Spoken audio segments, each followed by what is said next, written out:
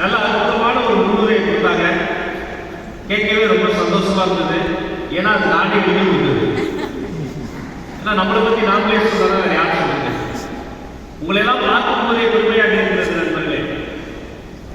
இந்த உலகத்தில் ஒவ்வொரு சாதனையாளர்களும் ஒவ்வொரு விஷயத்தை கண்டே மாதிரி விழாக்கள் கூடுவாங்க. ஆனா திரும்ப திரும்ப என்னையே கூப்பிடுறாங்கன்னு எனக்கு தெரியாது. ஏன்னா நான் பள்ளிக்கூடம் படிக்கும்போது இந்த உலகத்திலேயே சிறந்த மக்கு மாணவர்களுக்கு பரிசு கொடுத்தா எல்லா வருஷமும் நான் தான் வாங்கியிருப்பேன். அவ்வளவு மக்கு நான்.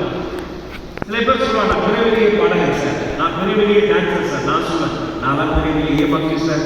அப்படிதான் சொல்லிட்டு இருப்பேன். நம்மளுடைய கல்லூரி காலங்கள் பள்ளிக்கூட காலங்கள்லாம் இந்த மாதிரி பேச்சாளர்கள் கூப்பிட்டு வந்து பேச வைப்பாங்க. அவங்க பயங்கரமா பேசுவாங்க. மாணவர்களே, நீங்கள் மலைகளை காட்டலாம், தடைகளை காட்டலாம், சூறாவளியை காட்டலாம். 10ஆம் கிளாஸ் ஆண்டுக்குள்ள நான் பட்ட பாடம் எனக்கு தெரியும். அதுலயும் இந்தியா பாகிஸ்தான் பார்டர் போட்டுருக்காங்க. இந்த இந்தியா பாகிஸ்தான் பார்டரை விட பயங்கரமான ஒரு அழகு. அது எதுனா இந்த 10ஆம் கிளாஸ் பப்ளிக் எக்ஸாம் படிக்கிற பசங்களுடைய வீடு தான். நான் படிக்கும்போது சும்மா போகும்போது ஒரு 2 நிமிஷம் டிவி பார்ப்பேன். உள்ள இருந்து குரல் வரும். நல்லா டிவி பார்த்தா பெத்தவை பத்தி பப்ளிக் எக்ஸாம் நினைச்சு டிவி பார்க்கிறேன். சும்மா கூல்ட்ரிங்க் எடுத்து குடிச்சோம். நல்லா குடிப்பான். பக்கத்து வீட்டு பசங்களாம் குசுனா போறாங்க. நீங்க நட்டு கிழிக்க போறியோ ஏதோ நம்ம ஒரு தீவிரவாதி மாதிரியே வச்சிருப்பாங்க. ஆனா ஒரு விஷயம், இப்ப இருக்கலாம் வந்து 600 மார்க்குகள் இருக்குங்களா? இந்த 10ஆம் கிளாஸ் 12ஆம் கிளாஸ்லாம் நான் படிக்கும்போது 1200 மார்க்குகள் இருந்த மெட்ரிகுலேஷன். அப்பெல்லாம் ஆப்பிள் போன் ஆண்ட்ராய்டு போன்லாம் கிடையாது. சைக்கிள் எடுத்து ரிசல்ட் பார்க்க ப்ரௌசிங் சென்டருக்கு போகணும். 6 மார்க்கு சைக்கிள் இருந்துச்சு. ப்ரௌசிங் சென்டர் போய் என் ரிஜிஸ்ட்ரேஷன் நம்பர் கொடுத்து ரிசல்ட்டை வாங்கி மேக்ஸ்ல பாஸ் ஆக பார்த்தேன். ஏன்னா எனக்கும் கணக்கு படத்துக்கு ஒரு பரபரப்பு தவிர சரியா வராது. வாங்கினவங்க 200க்கு 90 நம்ம எடுத்தா பாஸ், 294 ஜஸ்ட் பாஸ். ஆஹா பரவாயில்ல. குலதெய்வத்துக்கு கும்பிடப்பட்டு மார்க் ஷீட்டை நானா படிச்சு பாக்கெட் வச்சுட்டு ஆத்தா நான் பாஸ் ஆகிட்டேன்னு சொன்னா சந்தோஷமா சைக்கிளை போய் வீட்டுக்கு வரேன். சைக்கிளை விட்டுட்டு வீட்டுக்குள்ள போகும்போது பக்கத்து வீட்டு பையன் என் கூட சேர்ந்து அவனும் பப்ளிக் எக்ஸாம் எழுதுறான். அவன் வாசல் வந்து முட்டி போட்டுருந்தான். இன்னும் வச்சு முட்டி போட்டுருக்காங்க. அவன் சொன்னா என்னடா மேக்ஸ்ல மார்க் கம்மின்னு எங்க அப்பா பனிஷ்மெண்ட் கொடுத்துட்டாரு. நான் யோசிச்சேன், நாமளே 294 கேவலமான மார்க். நம்மளை விட ஒரு பையன் கேவலமா மார்க் நம்ம சந்தோஷம் இருப்பாங்க. நாம உடனே சேர்றா கவலைப்படாது எவ்வளவு மார்க் வாங்க. அவன் சொன்னான் 200க்கு 194. அது கம்மின்னு எங்க அப்பா பனிஷ்மெண்ட் கொடுத்துட்டாங்க. எப்படி இருக்கும் நேரா உள்ள போனேன். அந்த மார்க் ஷீட் எங்க அப்பா அம்மா பண்ணி வச்சேன். நாம எல்லாம் தப்பு பண்ணிட்டா தெரியுமா சேட் ஃபேஸ் அப்படி வச்சுட்டு சோகம் அப்படின்னு இருந்தேன். எங்க அம்மா மார்க் எடுத்து பரட்டி பார்த்துச்சு. என்னை போன்ற பேச்சாளர்கள் பேசுகிற போது இந்த பெண்களை தாய்மார்கள் ஏன் தெரியுமா தெய்வம்னு சொல்றோம். ராஜ்மோகனுடைய கேவலமான கேள்வி விட்ட மாணவர்கள் அந்த மார்க் ஷீட்டை விட்டு பார்த்து எங்க அம்மா சொன்னாங்க, நீ நல்லா தான் கண்டு இப்ப கரெக்ஷன் பண்ண நான் கண்டு கொடு.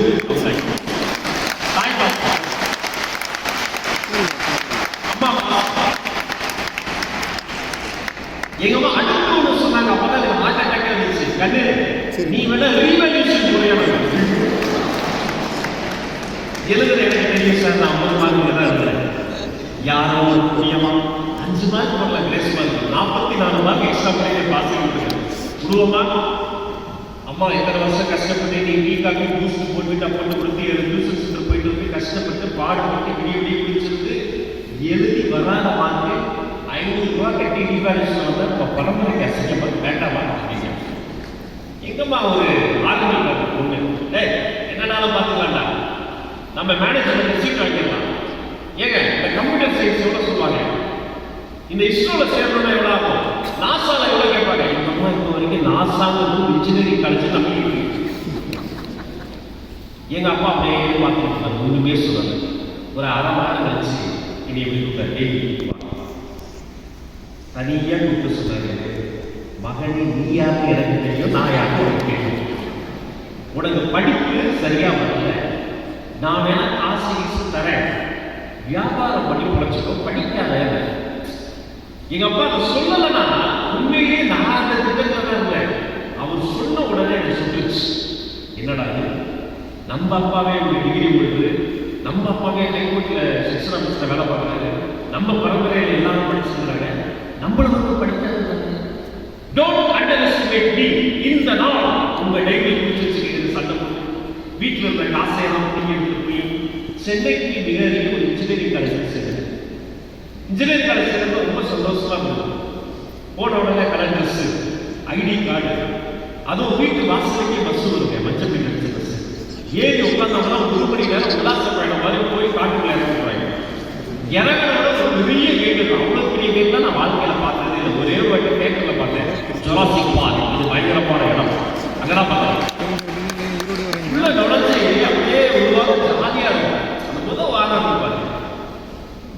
இன்ஜினியர் என்பது ஒன்று கிடையாது, தொழில்நுட்பம் என்பது ஒன்று கிடையாது. இப்ப நான் பேசுகிறேன், இந்த பேச்சை வாங்குகிற ஒளி வாங்கி இதற்குள்ளார ஐசி அப்படின்னு ஒரு காம்பனன்ட் இருக்கு. இதை ஜெர்மனி இன்ஜினியர்கள் கண்டுபிடிச்சது. இப்போ வரைக்கும் ஜெர்மனியில் தான் இந்த ஐசி காம்பனன்ட்டை நம்ம இம்போர்ட் பண்றோம். நான் பேசுவதை நீங்கள் கேட்டுக்கொண்டிருக்கிறீர்கள். இந்த ஸ்பீக்கர்ஸ், ஒளி பெருக்கி, இதை சைனால தான் நம்முடைய காம்பனன்ட்ஸ் குறைந்த வகையில் இன்ஜினியர்ஸ் தயாரிக்கிறாங்க. அதனால இப்போது வரைக்கும் ஸ்பீக்கர்ஸை சைனால இருந்து இறக்குமதி பண்ணிட்டு இந்த அரங்கத்தில் ஒளிவிட்டுக் கொண்டிருக்கிறது. இந்த அலங்கார விளக்குகள், இதையெல்லாம் இன்ஜினியர்ஸ் கண்டுபிடிச்சாங்க. இந்த அரங்கத்தில் இருக்கிற ஒரு கழிவு தோட்டத்தில் இருக்கிற 4,000 பேர் உட்கார்றோம். பாதுகாப்பாக இந்த காற்றோட்டம் இதை டிசைன் பண்ணது ஒரு இன்ஜினியர், கட்டியது இன்ஜினியர். எதையாவது கண்டுபிடிக்கும். வெறும் மார்க் வாங்குறது கிடையாது, ஒரு தொழில்நுட்பத்தை படிக்கிற மாதிரி எதையாவது கண்டுபிடிக்கும். Innovator is engineer. எங்க காலேஜ்லாம் கல்லூரியில் சேர்ந்த 3ஆம் ஆண்டு எதையாவது கண்டுபிடிச்சிருவோம் பையன். நான் கல்லூரியில் சேர்ந்த 3 நாட்களில் ஒரு கண்டுபிடிச்சேன். சைத்திரம் பண்ணலாம் 3 நாள். அது என்னன்னா, இந்த ஜென்மத்தில் என்னால் இன்ஜினியர் ஆக முடியாது கண்டுபிடிச்சேன். ஏன்னா எல்லாரும் நல்லா படிக்கிறாங்க, 100க்கு 100 வாங்குறாங்க. அதுக்கு கொஞ்சமே நம்ம 100க்கு 100 வாங்க வேண்டியது கிடையாது. எங்க அம்மா சின்ன வயசுல இருந்து கண்ணு உடம்பு முக்கியம், புரதச்சத்து முக்கியமா, புரதச்சத்து முக்கியமா சொன்னதால நான் முட்டை முட்டையா வாங்கிக்கிறேன். ஆனா கூட படிக்கிறவங்க 100க்கு 100 வாங்கும்போது நம்ம எப்படி இருக்கும்? தாழ்வு மனப்பான்மை. நம்மால் வாழ்க்கையில் செல்ல முடியாதா? நம்மால் இவர்களை கூட சாதிக்க முடியாதா? நானும் அவங்கள கூட விஞ்ஞானத்தை படிக்கிறேன், என்னால் எழுத முடியல.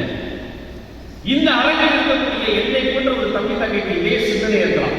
காலையில் இருந்து கண்ணாடி பார்த்த உடனே முதல் சிந்தனை மைண்ட் எனக்கு வரும், நம்மிடம் எது இல்லையோ அதுதான் நினைவு. கண்ணாடி பார்த்தோம்னா இன்னும் கொஞ்சம் வெள்ளையா இருக்கலாம், இன்னும் கொஞ்சம் ஹைட்டா இருக்கலாம், இன்னும் நாம மட்டும் அம்பாடி வீட்டில் பிறந்திருக்கலாம், அதானி வீட்டில் கூட பிறந்திருக்கலாம், 2 கார் இருக்கலாம், 4 லேப்டாப் இருக்கலாம், இப்படிதான் தோணும். ஒரு செய்தி சொல்ற கவனிங்க, இந்த மனித உடல் இருப்பார். இதை 4ஆக பிரித்தால் கடைசியில் ஒரு கால் பகுதி, அதனால பிரித்தால் இந்த பூமியில் சாய்ந்த போது உடலில் ஒரு பகுதி முதலில் முட்டும் இடத்தின் பேர் முட்டி. கால் பகுதி முட்டியும் உடலோடு தொட்டு கொண்டிருக்கும் இடம் தொடை. உடலை 2ஆக பிரிச்சா இடையில் ஒரு பகுதி இடை. கொஞ்ச தான் சாப்பிடணும், கொஞ்ச நேரம் தான் இருக்கணும். வா இரு வயிறு, இதமான நினைவுகள் இருப்பதால் இதன் பேர் இதயம். சொல்லும் போதே இதமா இருக்கும். மொத்த உடலுக்கு ஒரு தலைவர் ஆடல் இருக்கும். அந்த ஆடல் தலைவரின் பெயர் தலை. இந்த தலையையும் உடலையும் இழுத்து வைத்திருக்கிற இடத்துக்கு பேர் கழுத்து. தலைக்கு மேல உள்ள முடிச்சுக்கனால இதுக்கு பேர் முடி. 36 லட்சம் ஆண்டுகள் எவல்யூஷன்ல மனிதனை விட பெரிய உயிரினமான டைனோசரை சரிஞ்சு போச்சு. ஆனா மனிதர்கள் தப்பி பிழைத்து வாழ்வதை தெரியுமா? இந்த உடலில் வெளியே தெரியாத ஒரு விஷயம் இருக்கு, அதனால்தான் நாம் வாழ்கிறோம். அந்த ஒரு விஷயத்தின் பெயர் தன்னம்பிக்கை. தன்னம்பிக்கை, தன்னம்பிக்கை. அதுதான் நீங்களாம் செய்யணும். எல்லாரும் செய்யணும்.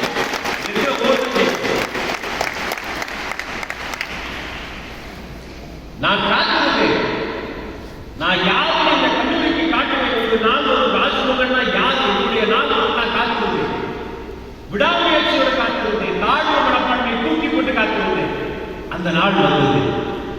அந்த நாளின் பேர் தான் காலேஜ் கல்ச்சுரல்ஸ். ஆண்டு விழா. ஆஹா, பேச்சு போட்டி, பாட்டு போட்டி, நடன போட்டி, ஓவிய போட்டி, கவிதை போட்டி, படிக்கிறது தவிர எல்லா போட்டியும் வச்சாங்க. நாம பள்ளிக்கூடத்துல இருந்து ஆக்டிங் ஸ்டூடெண்ட் எல்லாமே போய் கலந்துவோமே, பேச்சு போட்டியில போய் கலந்துதான். 10 பேர் வருவாங்க. அழகா சத்தமா பேச பரிசு வாங்கினா ஆசையா போனேன். அன்னைக்கு பார்த்து 62 பேர் வருவாங்க. இந்த படிக்கிற பசங்க படிப்போட விட மாட்டாங்க, பேச்சு போட்டிக்கு வருவானுங்க, ரன்னிங் ரேஸ் வருவானுங்க, கோலம் போட்டிக்கு வருவானுங்க. சரி, நான் வெயிட் பண்ணேன். எனக்கு ஒரு டோக்கன் நம்பர் கொடுத்தாங்க. என்னுடைய டோக்கன் நம்பர் 44. அதாவது எனக்கு முன்னாடி 43 பேர் பேசலாம். நான் முடிவு பண்ணிட்டேன், நீங்க என்ன தலைப்பு கொடுத்தாலும் ஐ வில் டாக் அபௌட் ஐயா அப்துல் கலாம் பரிசு வாங்கியிருப்பாங்க. அன்னைக்கு எனக்கு முன்னாடி பேசுற 43 பேரும் அப்துல் கலாம் பத்தி பேசுறாங்க. என் வாழ்க்கை கடைசி வரைக்கும் என்ன பண்ணுறதுன்னு தெரியல. என் டோக்கன் நம்பர் கூப்பிடுறாங்க. நான் என்ன பண்ணேன், மேடைக்கு போகும்போது வேகமா என் சிந்தனையை கலாம் வந்து காந்திக்கு மாற்றிக்கிட்டேன். சின்ன வயசுல வந்து படிச்சிருக்கோம், அழகா பேசலாம். மேல போனேன், இந்த ஸ்பாட்ல டாபிக் தர முடியுமா அப்படின்னு ஸ்பாட்ல டாபிக் கொடுத்தாங்க. நீங்கள் கண்ட மாமனிதர். நான் பேச்சாளர்கள் வந்து எப்படி பேசுறாங்க ஒரு முடிவு யோசிச்சு பார்த்தேன். மேடைக்கு வந்தவுடனே இப்படி சாதாரண பேச மாட்டாங்க. மேல வந்த உடனே அப்படி முட்டப்படம் தூக்கி தாமரை பொழுது நட்டு ரவர்களே அப்படின்னு கத்துவோம். முன் வரிசையில் உட்கார்ந்துருக்கவங்களாம் முகத்தை தொடச்சிக்கிட்டே இருப்பாங்க. ஏதோ முக்கால பாடல இருக்கிற சுனையில் பண்ணி கத்தி. நான் யோசிப்பேன், இந்த பயமுலாம் வீட்டில் சாப்பிடும்போது ரசம் இருந்தா அம்மா கேட்டீங்க, அம்மா அவர்களுடைய ரசத்தை எடுத்து வந்து ஊஞ்சிடும் அந்த அம்மா. நான் முடிவு நம்ம இப்படியெல்லாம் கத்த வேண்டாம். ராஜேஸ்வரி மேல போன நீங்கள் கண்ட மாமனிதர் தலைப்பு. நான் மற்றவங்க மாதிரி கத்தல, அதற்கு பதிலாக கிரியேட்டிவ் திங்கிங்கோட ஒரு கதை மாதிரி ஆரம்பிச்சு. ஒரு ஊரில் ரயில் ஓடிக்கொண்டு இருந்தது. ஜட்ஜெல்லாம் நின்று பார்த்தாங்க, யார் தம்பி இது பேச்சு பிடிப்பா பேசுறாங்கயா பேசு. ஒரு ஊரில் ரயில் ஓடிக்கொண்டு ரயில் ஓடிய ஊருக்கு தென்னாப்பிரிக்கா. ரயிலுக்கு இருந்தது இந்திய இளைஞர்.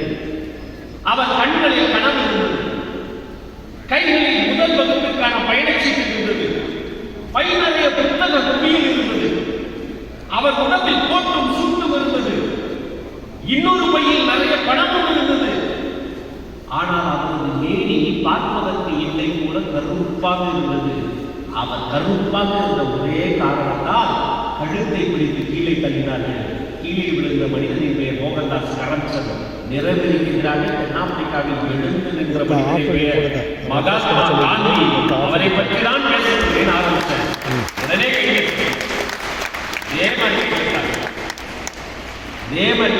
அந்த நொடி கண்டுபிடிச்ச இந்த உலகத்துல வாயால வளர்ச்சிக்கலாம் தென்னாப்பிரிக்காவின் பிள்ளையாடி வழியை சந்திக்கிறார். இந்தியாவில் வருகிறார். மாநில சட்டத்தினுடைய சிறப்புகள் பண்டிதர் நேரு, சர்தார் வல்லபாய் பட்டேல், நேதாஜி சுபாஷ் சந்திர போஸ், அண்ணல் அம்பேத்கர், வட்டமேசை விவாதம். 47 சுதந்திரம் கிடைத்த போது எல்லோரும் கொண்டாட்டத்தில் இருந்த போது கூட உண்ணானம் இருந்த உத்தம காந்தி எல்லாம் சொல்லிக்கிட்டே வர சிரித்து போய் பார்த்தாங்க. நான் முடிவு பண்ணிட்டேன், முதல் பரிசு பண்ணலாம், பினிஷிங்க்கு வர. அப்படிப்பட்ட உத்தமர் மா மனிதர் மகாத்மா காந்தி தியான மண்டபத்தின் வெளியே நடந்து கொண்டு இருக்கிறார். எல்லாரும் என்னையே பார்க்கிறாங்க. அவருக்கு எதிரிலே துப்பாக்கியை தூக்கி கொண்டு சட்டே எனக்கு கோட்சே பேரு மறந்து போச்சு. துப்பாக்கியை தூக்கி கொண்டு வாயில கோட்சே வர மாட்டேங்குது. துப்பாக்கியை தூக்கி கொண்டு இப்படியே நிற்கிற பின்னாடி இருக்கிற எச்சோடி தம்பி சுடுடா சுடுடாங்கிறாங்க.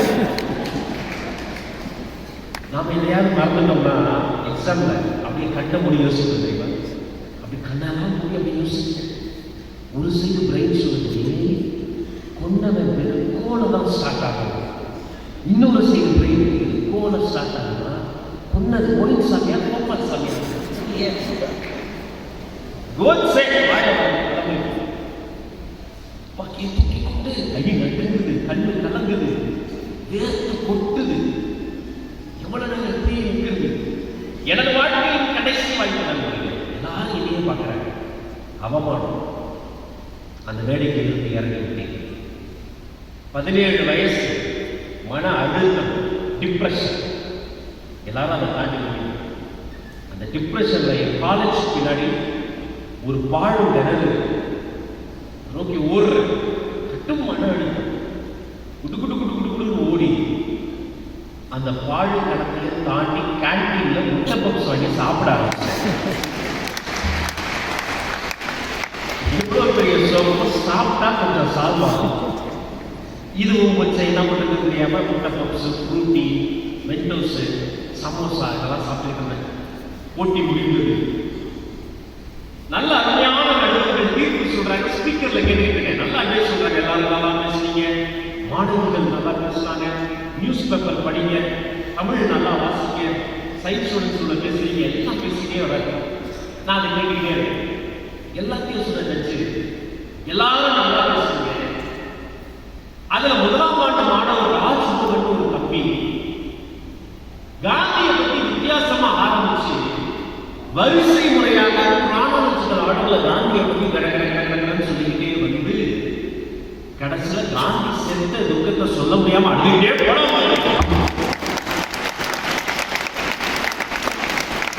அவனுக்கு தான் பரிசு அதிர்ச்சியில பப்சல் அப்படி முழுகிட்டேன்.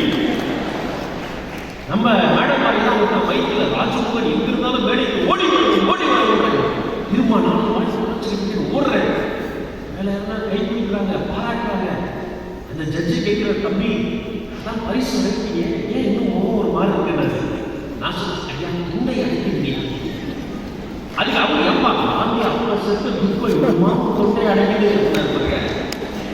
முதல் முறை வாழ்நாள் முழுக்க மேடைக்கு கீழே இருந்து யாருக்கும் கைத்தட்டிய ராஜ்முகன் முதல் முறையாக மேடைக்கு மேலே ஏறி எனக்காக கைத்தட்டிய 100 பேரை கீழே பார்த்தபோது மீண்டும் புதிய மனிதனாக பிறந்தேன். அதுதான் பிறந்தனாகும் புதிய மனிதனாக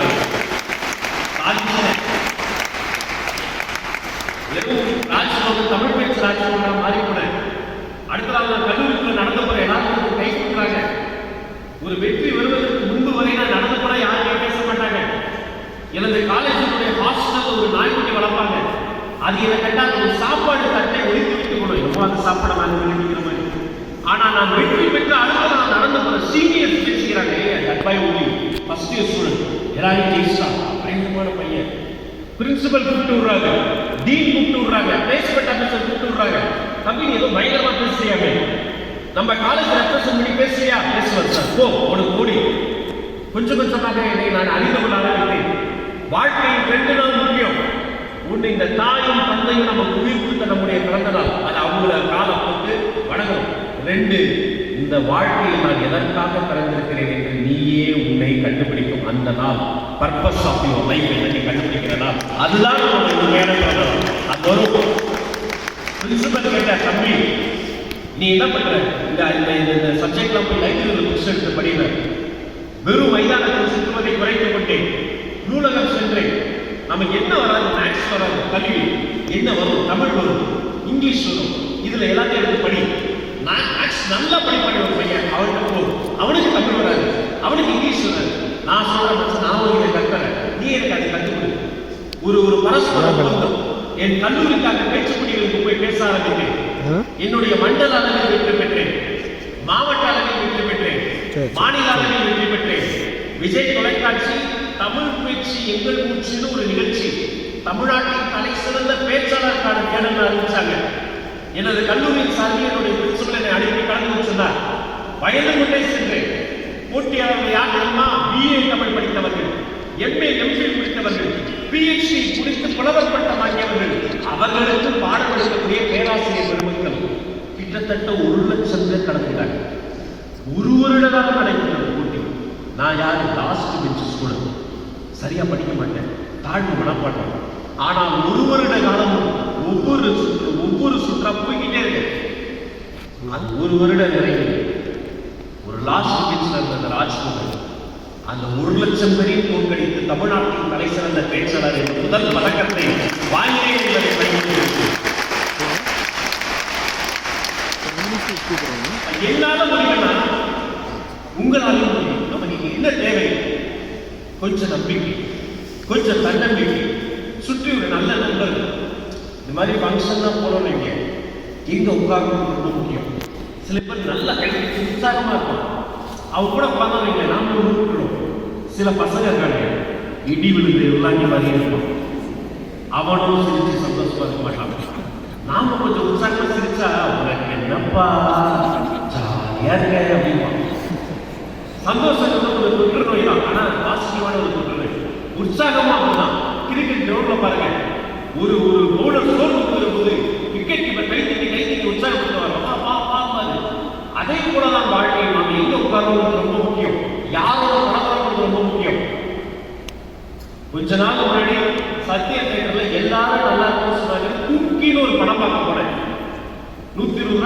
வாங்கி பாப்கார்னா வாங்கி போய் உட்கார்ந்து இந்த ஏற்கனவே படம் பார்த்து யோசிச்சிருப்பாங்க. அவன் நேர காலையில வந்து சார் அந்த யானை செத்து உட்காருங்க எப்படி போயிட்டான். நான் படமே பார்க்க யானையே பார்த்துக்கிட்டு இருக்கேன். சில பேர் கல்யாண வீட்டுலாம் பார்த்தீங்கன்னா சாப்பிட்ற இடத்த போர்க்களம் மாதிரி மாற்றி வச்சிருப்பாங்க. அந்த வாழை இலையில சாப்பாடை ஊற்றி சாம்பாரை ஊற்றி அந்த அப்பளத்தை கடிச்சு அப்படியே அவங்க ஏற்க விட்டு அந்த ரசத்துக்கு வந்து அந்த ரசம் வடிஞ்சு அடுத்த போயிடக்கூடாதுன்னு அது வந்து ஆயிடுச்சு அப்படின்னா ஆடு மாடு வைக்க மேலே அது வச்சு பயங்கரமா சாப்பிட்டு போகும்போது என்ன சாப்பிட்டு சின்னதாக கொடுத்துட்டாங்க அப்படின்னு குறை சொல்லிட்டு போவாங்க. ஏன்னா 50 லட்சம் போட்டு கல்யாணம் பண்ண சாப்பிட்டு போய் கொடுக்கறதுனா நாம் அப்படி இருக்கக்கூடாது. குறை சொல்பவர்களை போலவும் எப்போதும் சோகமாக இருப்பவர்களை போலவும் வாழ்க்கையில் இருந்தால் நம்ம எப்படி உற்சாகமா இருக்கும், எப்போதும் சந்தோஷமா இருக்கும். இந்த இடத்தில் பார்க்க வேண்டியது உங்களுடைய முதல் நாள் 4 பேர் உங்க வாழ்க்கையில் இருக்கும். முதல்ல யார் தெரியுமா? உங்களை எல்லாம் உருவாக்கிய உங்களுடைய தாய். வாழும் தெய்வம் என்று ஒன்று உலகில் இருக்கிறது என்று சொன்னால் அது இந்த அம்மா மட்டும். எங்க அம்மா ரொம்ப கஷ்டப்பட்டு நல்ல கைதட்டா தப்பு அம்மாக்களுக்காக வாழ்நாள்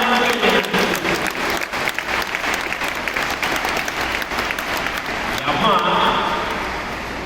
ரொம்ப கஷ்டப்படுற கையில காசு வச்சுக்கங்க கல்விக்குள்ள போயிருக்காங்க.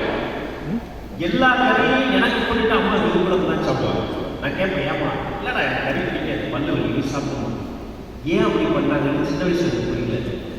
இப்பதான் கையில காசு இல்லைங்க. வெங்காயம் தக்காளி கூட இல்லாமல் வெறும் குழம்பு வைப்பாங்க. வெறும் புளியை கரைச்சி மச்சல் போட்டு வெறும் குழம்பு வைப்பாங்க. அப்பெல்லாம் இவ்வளவு லைட் கிடையாது.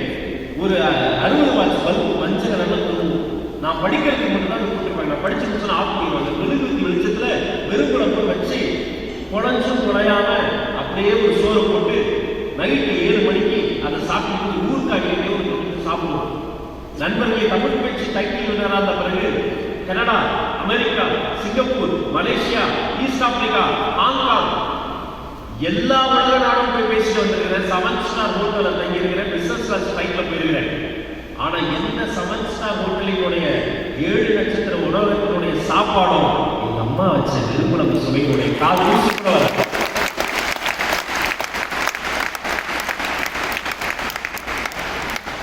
ஒரு சுமாரா படிக்கிற பையனை பார்த்து நீ நாசா கொடுக்குறேன் கேட்ட தாய் இருக்காங்களா? உலகத்திலேயே தாய்மார்கள் நம்ம தமிழ்நாட்டில் மட்டும்தான் இருப்பாங்க. வேற எங்கேயுமே இருக்க மாட்டேன். சின்ன வயசுல அவங்க எல்லாத்துக்கும் ஒரு சம்பவம் நடக்கும். நான் 7ஆம் கிளாஸ் படிக்கும்போது சம்மர் வெக்கேஷன் கோடை விடுமுறை முடிய போது கடைசி நாள் கிரிக்கெட் போட்டி அப்படியே மாலை மங்கிக்கிட்டே வருது. அந்த கடைசி போட்டி அப்படியே ஆக்ரோஷமா விளையாடுறோம். அந்த பந்து என்ன பண்ணுறது ஒரு புதருக்குள்ள ஓடுது. நான் தான் ஃபீல்டு சாமியெல்லாம் வெளியே இந்த பந்திய பக்கம் வந்துடவே கூடாது. எல்லாம் விட்டுட்டோம் வைங்க அடுத்து 1 வருஷத்துக்கு அடுத்த வெக்கேஷன் வரைக்கும் திட்டுவானுங்க. ராஜமோகன் அந்த கேட்சை பிடிச்சிடலாம் திட்டாங்க அதுக்கு வராது. கரெக்டாக பந்து என்ன வைக்கிறது நான் விட்டுட்டேன். அங்கே கத்துறானுங்க 2 ரன் அவங்க ஓடிட்டாங்கன்னா வெற்றி அவங்களுக்கு எவ்வளோ கத்துறாங்க. அந்த நான் துரத்தி போறேன். அது ஒரு புதருக்குள்ள போய் விழுந்துருச்சு. எல்லாம் கண்டு எனக்கு பயம் அறியாது. நான் அந்த முந்துக்குள்ள போய் கைவிட்ட பாருங்க. பந்தோடு சேர்ந்து என் நடுவில் ஏதோ பிடிச்சு என்னன்னு பார்த்தா கட்டுகிறது பாம்பு. பணக்கடி அப்படியே உடம்புலாம் சுற்றுது. நான் உதறேன். அது கண்ணுக்கு ஏதோ நான் ஒரு கவலை மாதிரி தெரிஞ்சிருக்கேன். நடுவில் விட மாட்டேன். அதை பார்த்துட்டு அந்த பாம்பு தெரிஞ்ச உடனே அப்படியே குறைய நடுங்குது. பசங்களாம் தூக்கிட்டு போறாங்க. அப்பெல்லாம் பக்கத்தில் எதுவுமே ஆஸ்பத்திரியே இருக்காது. ஊரே குடிச்சு என்னாச்சு பாம்பு கடிச்சிருச்சு. ஒரு அக்கா என்ன பண்ணிச்சு அது தலையில அந்த ரிப்பனை கடிச்சு கையில கடிச்சு. ஒரு அக்கா என்ன பண்ணிச்சு அந்த பாவடையில கையில குடிச்சு கையில கடிச்சு. திடீர்னு ஒரு அண்ணன் ஓடி வந்தாரு. கையில நீல நிறமா பாருங்கயா ரசம் ஏறுது. என்ன பண்றது இந்த விரலை வெட்டிடுவோம். அவனு கொண்டு போய் கட்டி எடுத்துட்டு நல்லா வெட்ட ஆரம்பிச்சிட்டாங்க. எனக்கு பாம்பு கடிய வந்து விரல் இல்லாம வாழ வாழ்க்கை நினைச்சு பயம் வந்துச்சு. பாருங்க நான் விரல் இல்லாம வாழ மாட்டேன். சத்தாலும் பரவாயில்ல விரல் இல்லாம வாழ மாட்டேன். நான் அவனை உழைக்கிறேன். தூக்கி கொண்டு போய் ஒருத்தர் சைக்கிள் உட்கார வச்சு ஒருத்தர் சைக்கிள் ஓட்டுறாரு. ஒருத்தர் பின்னாடியே சைக்கிள் துரத்திக்கிட்டு வராரு. ஒருத்தர் ஓடிட்டான் வீட்டுக்கு தகவல் சொல்ல என்னை கொண்டு போறாங்க. ஹாஸ்பிட்டல் போயிட்டோம்னா அந்த மருத்துவர் நம்ம பிரச்சனை இந்த மாதிரி அருமையான மருத்துவர் அவர் தான் முதல்ல கேட்டார், தம்பி ஏன் அழுகுற? இப்போ உனக்கு வலிக்காது மயக்கமா தானே இருக்கும். ஆமா டாக்டர் வலிக்கல மயக்கமா தான். அப்ப அதை என்ஜாய் பண்ணி இந்த ஊசி போட்டால அப்படின்னு சொல்லி ஸ்கிரீனை மூடிட்டு பக்கத்துல வாசல்ல போய் சொல்றாரு, கேஸ் ரொம்ப சீரியஸ், ஜிஹெச் ஸ்கிரீனிங் போயிடுங்க. எனக்கு கேட்குது, ஆனா மாதிரி எங்க நல்லா சொல்லிக்கிறது. அங்க ஒரு ஆட்டோ கூப்பிட்டு ஓட்டுறாங்க. 7ஆம் கிளாஸ் படிக்கிற பையனால எனக்கு கரெக்டமா வருது. ஆட்டோ டிரைவர் பேசிட்டே வராரு, தம்பி ஏபிசிடி சொல்லு. எத்தனை 7ஆம் கிளாஸ் படிக்கிறேன், ஏன்னா தூக்கிடப்படலாம். உணருது, நானும் படுது, ஜீன்ஸ் ஓடுது வண்டி. என் மைண்டுக்குள்ள நான் எல்லாரும் அம்மாவுக்கு தகவல் பண்ண, அம்மா எப்படி வருவாங்க? ஜீன்ஸ் கொண்டு போயிட்டாங்க. ஜீன்ஸ்ல போட்டு ட்ரெஸ் எல்லாம் கலட்டி அப்படியே சினிமாவில் கட்டாம தள்ளிட்டு போற கடைசி வாழை. ஒரு பையன் ஓடனா பாருங்க எங்க அம்மா கிட்ட, அம்மா அப்பா நைட்டுக்கு தேவைன்னு கல்யாணத்துக்கு ஓடி போய் அம்மா அம்மா ராஜகுமார பாம்பு சொல்ல அதை அப்படியே தூக்கி போட்டு செருப்பு இல்லாத நெருங்கால தார் ரோட்ல வந்து மண் ரோட்ல வந்து இப்படியே ஓடுனா சீக்கிரம் போக முடியாதுன்னு தண்டவாளத்துல ஏறி, தண்டவாள கற்கள் போவாங்க, கற்கள், அதுக்கு மேல 7 கிலோமீட்டர் ஓடியே ஜேஎஸ் வாசலுக்கு வந்து ஐயோ சாப்பிட்டு போவாங்க. என் ஐசியில் உள்ள நாளைக்கு வந்து நான் கடைசியா பார்த்த விஷயம் எங்க அம்மா அழுதுட்டு, ஐயோ நான் கொடுத்த பலதான் சுத்தமா போதே பிள்ளைங்க நினைச்சு ஐயோ சாப்பிட்டு. அடுத்த 3 நாட்கள்ல முடிச்சு பார்ப்பேன். ட்ரீட்மெண்ட் போது பக்கத்துல தூங்காம அம்மா இருந்தாங்க. உடச்சிட்டேன், வெளில வந்துட்டேன். ஆனா என்னுடைய வாழ்க்கையை மாறி போச்சு. நைட்டு தூங்கிட்டே போய் திருப்பிட்டே இருப்பேன். பக்கத்துல பார்த்தா அம்மா தூங்காம முடிச்சுட்டு ஒன்னுல சாமி தூங்க பேசிப்பாங்க. ஒரு வருட காலம் தினந்தோறும் இரவு நேரத்தில் எப்போது நான் கண்டுபிடித்தாலும் ஒரு சொட்டு தூங்காம என் பக்கத்திலேயே இருந்தேன். அப்பா எனக்கு திரும்பி பேசிட்டே இருப்பேன். ஒரு வருடம் கழித்து இது சம்பந்தமான புத்தகங்கள் எல்லாம் படித்து அந்த பயத்திலிருந்து நான் வெளியே வந்தேன். நான் சொல்கிறேன், நெஞ்சில் கை வைத்து சொல்கிறேன், கடவுள் இருக்கிறாரா, சாமி இருக்கா, எங்கேயோ உங்க பக்கத்துல உட்கார்ந்து, அதுக்கு பேர் அம்மா. கையெழுத்து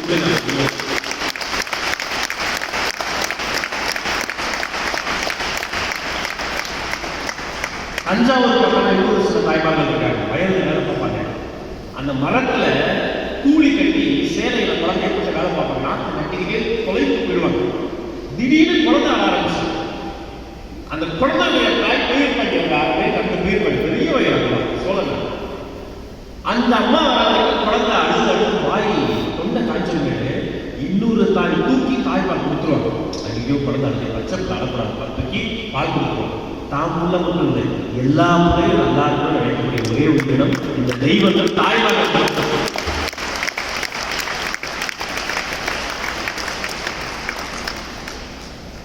ரெண்டாவது யார் ரொம்ப முக்கியம்னா அவர் தான் ரொம்ப மாஸ்டர் பீஸ்.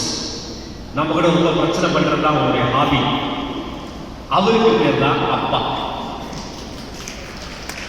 கைத்தட்ட 15 பேர் பாதிக்கப்பட்டாங்க. ஒரு தாய் குழந்தைக்கு இடுப்புலேயே வச்சுக்குவாங்க. தெரியுமா, தொட்டு விடும் தூரத்தில் இருக்க வேண்டும் அந்த குழந்தைகள் கண்டமே நினைக்கிறவர் தாய். அழுதா சிரிச்சா கட்டுனா என்ன பண்ணாலும் தாய் தெரியல. அது பசியில் அழுது, சும்மா அழுது, அது உங்களுக்கு நீங்க விட்டு போறீங்க எல்லாத்தையும் சொல்லுவோம்.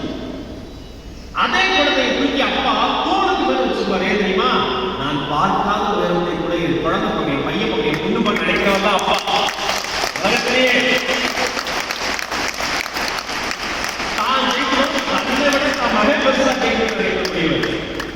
சின்ன வயசுல திருவிழா போகும்போது எங்க அப்பாட்ட சொன்ன, அப்பா சாமி வெள்ளப்பாரு, அவர் வெள்ள வேட்டி சட்டை அப்படியே மடிச்சு கேட்டு மேல ஏறாம. நான் செருப்பு கழட்டவே மாட்டேன். செருப்பு காலோட அவர் வெள்ள வேட்டி சட்டைக்கு மேலே ஏறி சாமி கும்பிடுவேன்.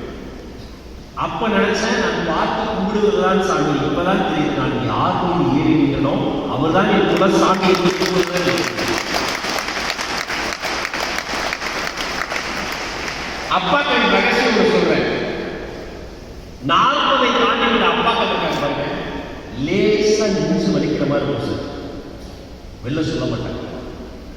என்னங்க ஏன் நெஞ்சு அடிக்கடி? அது ஒன்றும் இல்லை, கேஸ் சோடா குடிச்சா சரியாயிடும், நீ பிள்ளைய ஃபீஸ் கட்டு. அவருக்கு தெரியும் சம்திங் ராங், நெஞ்சில் ஏதோ பிரச்சனை.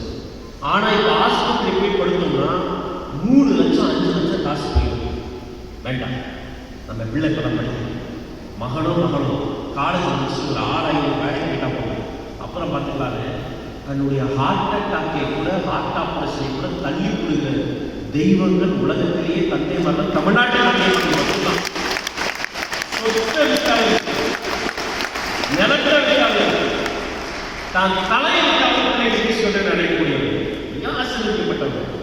சுதந்திரம் கிடைச்சப்ப இருக்கிற மாதிரி தமிழ்நாடு திரும்பிய திசையெல்லாம் வருவ சொத்து வழி இல்லை, கருவேலம் காடு எங்கேயுமே எதுவுமே இல்லை. அமெரிக்கர்கள் படிப்புல வந்தாங்க, ஏன் அறிவியலை கற்றுக்கொள்ள. இத்தாலியர்கள் பள்ளிக்கூடம் போனார்கள், ஏன் கலையை கற்றுக்கொள்ள. தமிழ்நாட்டில் மட்டும்தான் பள்ளிக்கூடம் வந்தாங்க, ஏன் இதுவரையாவது சத்துணவுல இலவசமா சாப்பாடு சாப்பிடலான்ற நம்பிக்கையில பள்ளிக்கூடம் இந்த தலைமுறை. எங்க தலைமுறை 3 கிலோமீட்டருக்கு ஒரு ஆரம்ப பள்ளி, 5 கிலோமீட்டருக்கு ஒரு துவக்க பள்ளி, மாவட்டம் மூலம் ஒரு கல்லூரி, ஆத்த தாண்டி 6 கிலோமீட்டர் நடந்து போனோம்னா அவன் கல்லூரிக்கு போயிடலாம். இப்படி திட்டமிட்டு கொஞ்சம் கொஞ்சமா ஒவ்வொரு எஜுகேஷன் இன்ஸ்டிடியூஷன் உருவானத்தினுடைய நோக்கம் என்ன? நீங்களாம் நல்லா படிக்கணும். எங்களுக்கு கிடைக்காத வாய்ப்பை விட நிறைய வாய்ப்புகள் உங்களுக்கு கிடைக்கும். உலகம் முழுக்க இந்த தாய்லாந்து 18 வயசு பிறகு இப்ப தோற்றாங்க சார். நான் உலகம் ஃபுல்லா பார்க்க எல்லா நாட்டிலும் நண்பர்கள் லிட்டரலா போக சொல்றாங்க. மேல ஒரு என்ன வேலை 16 வயசுலயே துரத்த ஆரம்பிச்சாங்க. 15 வயசுல கெட்டவும் நீ இப்போ பீட்சாட்டில் வேலை பார்த்து, கேஎஃப்சியில் வேலை பார்த்து, பெட்ரோல் பங்க்ல வேலை பார்த்து, எதுவும் பண்ணு. நீயே வேலை பார்த்து, நீயே காசு சம்பாதிச்சு, நீயே காலேஜ் கட்டிக்க, படிச்சா படிக்காட்டி அப்பாவை பார்க்கணுமா அப்பாயின்மெண்ட் வாங்கிக்குவாங்க. இப்படிதான் கிடைக்கும். ஆனா நம்ம ஊர்ல அப்படி கிடையாது. ஒரு நாளில் 3 வேலை பார்க்குற அப்பாக்கள் எனக்கு தெரியும். விடிய காலம் வயக்காட்டில் வேலை பார்த்துருவாங்க, அதுக்கப்புறம் ஒரு மில்லில் வேலை பார்க்குறாங்க, சாயங்காலத்துக்கு மேலே ஒரு ப்ரெஸ்ஸில் போய் எக்ஸ்ட்ராவாக வேலை பார்க்குறாங்க, நைட்டு அடிச்சு முடிச்சு ஒரு சைக்கிளையோ பைக்கை போட்டு வீட்டுக்கு ஓடி வருவார். மகளோ தூக்கிட்டா எழுப்பி தான் வாங்கிட்டு அந்த மிக்சர் செய்வாங்க, வடையம் எழுப்பி அந்த பூத்தியை எழுப்பி கண்ணை சாப்பிட்டு கூட அவங்க தூக்க வச்சுட்டு அவருக்கு தூக்கம் வராமல் படுத்து கிடப்பாங்க. என்ன பண்ண போகிறோம்? நம்ம வாழ்க்கை இப்படியே போடுவோம். நம்ம பிள்ளைய ஆளாக்கணும். இந்த காலேஜ் அவன் படிச்சு போனா, இந்த படிப்பு இந்த படிப்பு படிச்சவன் தேர்வு ஒவ்வொரு ஆண்டும் ரிசல்ட் வந்த பிறகு எனக்கு அத்தனை பொருட்களை வரும் சார். வகையில் எப்படியாவது கம்ப்யூட்டர் சயின்ஸ் இருக்குது சார், இந்த இன்ஃபர்மேஷன் டெக்னாலஜி, ஐடிங்கிறாங்க, பாலிடெக்னிக்கிறாங்க, வேலை உறுதின்றாங்க. உங்களுக்கு எதுவும் தெரியுமா சார்? அத்தனை போட்டு அது அவ்வளோ பதட்டம் இருக்கும். பசங்க தெரியாது, பையனை கூப்பிட்டா அவங்க ஏதோ பில்கேட்ஸ் மாதிரி பேசுவோம். தம்பி என்னடா பண்ண போறேன்? நான் ஜாலியாக இருக்க போறேன் சார். இத்தனை நாளா ஜாலியாக தான் சார் இருந்தேன். அப்போ இதுக்கப்புறமேட்டு நான் முழுக்க நான் ஜாலியாக தான் சார் இருப்பேன். ஆனால் அப்பா கிட்ட அவன் பதட்டமா இருக்கும், அம்மா கிட்ட பதட்டமா. அப்போ உங்க வாழ்க்கையில் 2 பேர் யார் முக்கியம்? உயிர் கொடுத்த தாய், 2வது தான் உயிரை பணைய வச்சு படிக்க வைக்கிற தந்தை, 3வது ஒரு கேட்டகரி இந்த அப்பா அம்மாக்கள்லாம் வந்துருக்கீங்கள, நீங்களாம் உங்க குழந்தைங்க நல்லா இருக்கும் நினைக்கிறேன். ஆனா ரூம்ல இந்த வகுப்பறையில் இருக்கிற எல்லா குழந்தைகளும் பெரியாதாகவும் நினைக்கக்கூடிய ஒரே உயிர் இந்த வாத்தியார், ஆசிரியர்.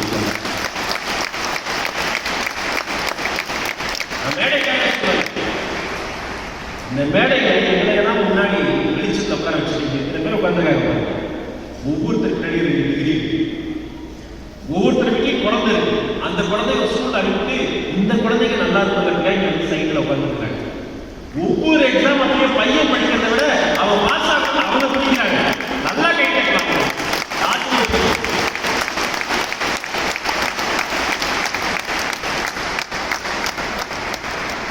நான்லாம் வாழ்க்கையை முடிக்கிறதுக்காக டீச்சர்ஸ் தான். இப்போ எங்க வீட்டில் எனக்கு 2 வீடு இருக்குது, 2 கார் இருக்கு, நல்லா சந்தோஷமா இருக்கேன். என் வீட்டில் எந்த ஃபங்க்ஷன் வந்தாலும் முதல் பத்திரிகை எடுத்துருப்பேன் சொல்லி கொடுக்குறேன். எனக்கு பாடம் பண்ண என்னோட வாத்தியார், நான் படித்த கல்லூரியினுடைய இப்போ இருக்கிற சிஓ கொடுக்குறேன். அவர் தான் தலைமையில தான் எல்லா நடந்துக்கிறவங்க. அவங்க எல்லாம் நம்ம இல்லை சார். நான் எனக்கு வக்கீல் இருக்கேன், எங்கேயோ ஒரு இடத்துல என்னை பார்க்குறேன். அவரால் வெளிப்படையா சொல்ல முடியாது. அவர் இருக்காரு ராஜ்குமார், தமிழ் பேச்சு ராஜ்குமார். அந்த கேஸுக்கு எங்கிட்ட தான் வந்தாங்க. நான் தான் அந்த சொத்து கேஸை சால்வ் பண்ணி சொல்ல முடியாது, சொல்லக்கூடாது.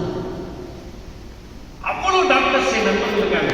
மல்டி ஸ்பெஷாலிட்டி ஹாஸ்பிட்டல்ஸ்ல மாதம் 25 லட்சம் சம்பளம் வாங்கக்கூடிய அத்தனை டாக்டர்ஸ் க்ளோஸ் ஃப்ரெண்ட்ஸ் வெளியில ஒரு மேடையில் பார்க்குறாங்க. அது இருக்கிற ராஜ்குமார் இந்த ப்ராப்ளமுக்காக என்கிட்ட வந்தாங்க. சொல்ல முடியாது, சொல்லக்கூடாது.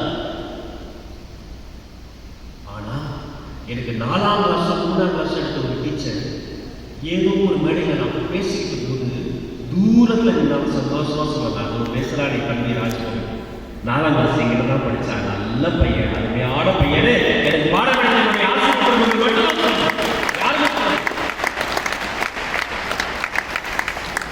ஒன்றாம் வகுப்புல இருந்துங்க கொண்டு போய் உள்ள விடும் போது அழுதுகிட்டே தானே பள்ளிக்கூடம் போவோம். அம்மா இங்க எல்லாரும் எப்பா எப்பா கண்ணீரை துடைச்சிருவாங்க ஆசிரியர். சில பையனை மூக்கு ஒழுகிட்டே வருவான். சில பேர் பேண்ட் சட்டையோட அனுப்புவாங்க. ஸ்கூல் போயிட்டு கழட்டி போட்டுருவாங்க. ரொம்ப சுதந்திரமானவன். அவனை அவன் போக்கில் விட்டு அவனை ஆளாக்கி ஒழுங்குபடுத்தி நம்ம கல்லூரியில் பரவாயில்லைங்க. சில இடங்கள் அந்த பசங்களை சமாளிக்கவே முடியும். பேஷன் காலம் மாறி போச்சு. இப்போ இங்கே நிறைய கலைகளை பார்க்குறேன். அழகாக வகுட்டு வாரி சில ஸ்கூலுக்கு போய் பார்ப்பேன். அவன் மண்டையை பார்த்தா கூடக்குட்டி தம்பி புலிக்குட்டி மாதிரியே இருக்கும். மண்டையை கொட்டிக்கிறீங்க ஊரு மாதிரி வேகமா இருக்கும். குருவி கூட பறக்கும். ஃபேஷன். அப்புறம் இந்த ஜீன்ஸ் பேண்ட் நானும் வச்சிருக்கேன். ப்ளூ கலர்ல உள்ள பிளாக் கலர்ல ஒன்று அப்படி போடுவாங்க. என்ன பர்பஸுக்கு பேண்ட் போடுறோம்? மானத்தை பார்க்க எதிர்கண் வருங்கால இருங்க. இப்போ விட ஒரு சோகம் அதை நம்ம வந்து அப்படி போய் தாக்குறது கூட நம்மளுடைய உடுக்கி மானத்தை காப்போம். ஆனால் அந்த பர்பஸுக்காக போட மாட்டோம். வைரமுத்து சொன்னார்ல, வயிற்றுக்கும் தொண்டைக்கும் உருவம் எல்லாம் ஒரு உருண்டை உருவதை போல அது இடுப்பு முட்டிக்கு நடுவில் உருண்டுகிட்டு இருக்கும். அந்த பேண்ட் பஸ் ஏற போவோம். அதோட அவன் சந்தோஷமா போவோம். பார்க்கிற நமக்கு பதட்டமாவே இருக்கும். பேண்டிக்கிட்ட உள்ள போனா முழு பேட்டை போட மாட்டான். அது ஓட்டம் விட்டது, கிழிஞ்சு விட்டது, பிராண்டி விட்டது, சுரண்டி விட்டது, ஆசிட் அடிச்சது, தொங்குறது, நூறுலாம் வந்தது. ஃபேஷன். உலகத்தில் இந்த ஜீன்ஸ் பேண்டை 250 ஆண்டுகளுக்கு முன்பு ஏன் தெரியுமா கண்டுபிடிச்சாங்க? சுரங்கம் தோன்றாங்க பாருங்க. இந்த சுரங்கத்துக்குள்ளார அடிமைகள் வேலை பண்ணாங்க. இந்த சுரங்க அடிமைகளாக தினந்தோறும் பேண்ட் துவைக்க முடியாது. அப்ப மாசத்துக்கு ஒரு வாட்டி துவைக்கிறதுக்காக ஒரு பேண்ட் தேவைப்பட்டது. எல்லாருக்கும் ஒவ்வொரு கலர்ல தர முடியாது. அப்ப எல்லாருக்கும் ப்ளூ கலர்ல ஒரே மாதிரி ஒரு ஆடை தேவை. அதிக குளிர் வரும், அதையும் தாங்கணும். திடீர்னு உள்ள வெப்பம் வரும், அதையும் தாங்கணும். அப்ப அதற்காக ஒரு ஆடை தேவை. அப்படி அடிமைகளுக்காக கண்டுபிடிக்கப்பட்டதுதான் இந்த ஜீன்ஸ் பேண்ட். அது தெரியாம நம்ம பசங்களை போட்டுட்டு திரிவாங்க. பொண்ணுங்களும் ஒரு சளைச்சது கிடையாது. முன்னெல்லாம் பார்த்துருக்கீங்களா? அந்த காலத்துல கல்யாண மேடையில் அப்படியே மங்களகரமா மியூசிக் போட்டு முடிஞ்ச தலைநிமிடமாக பொண்ணு வரும்.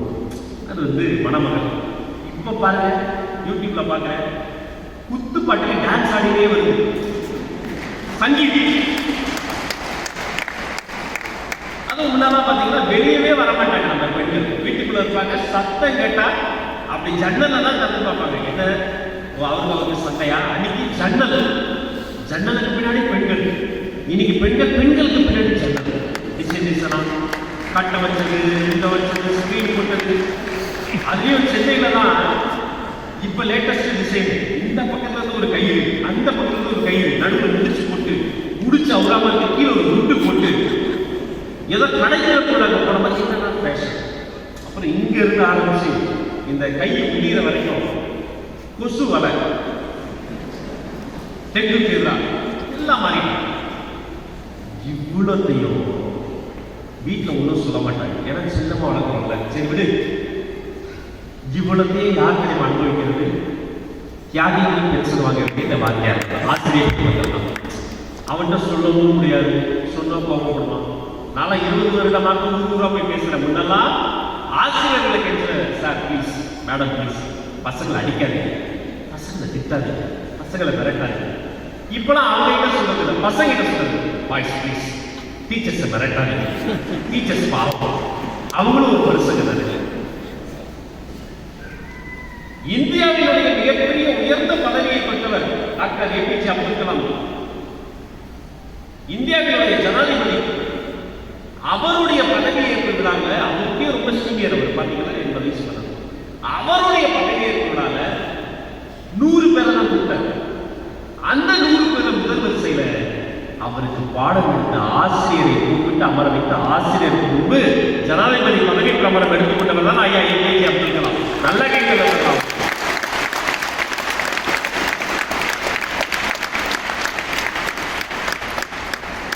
சுவிட்சர்லாந்து கேள்விப்பட்டீங்களா? உலகம் ஃபுல்லா நீங்க போகணும், போவீங்க, வேலை வாய்ப்பு நிறைய நாடுகளுக்கு போவீங்க.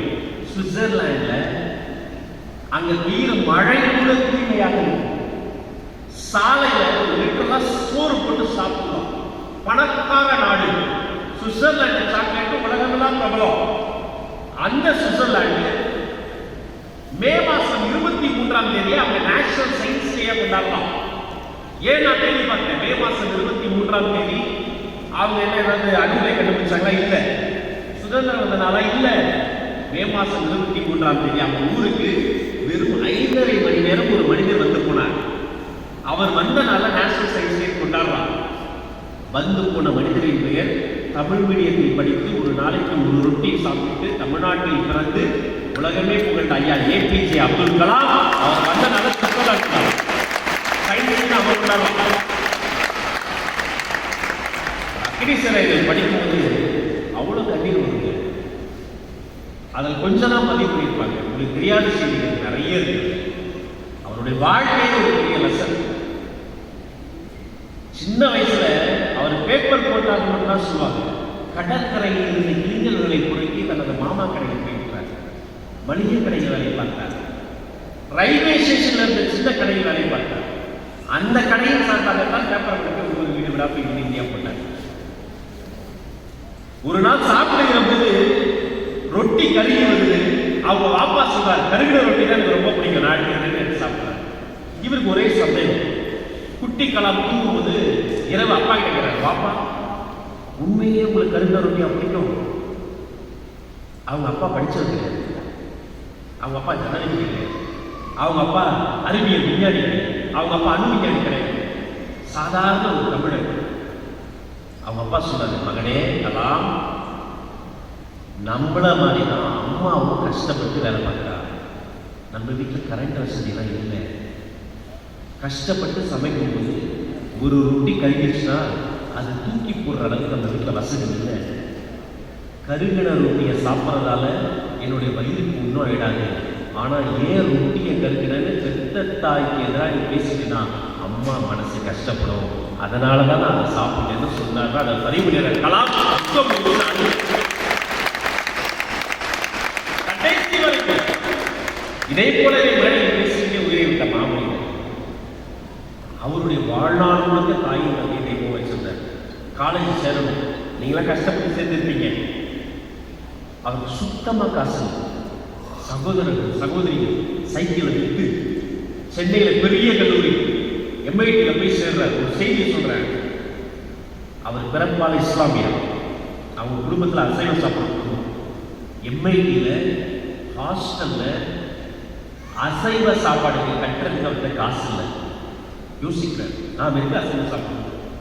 அங்கே ஊரில் நம்மளுடைய அண்ணா நம்மளுடைய அண்ணி ஊரில் நம்மளுடைய குடும்பமே கஷ்டத்தில் இருக்கு.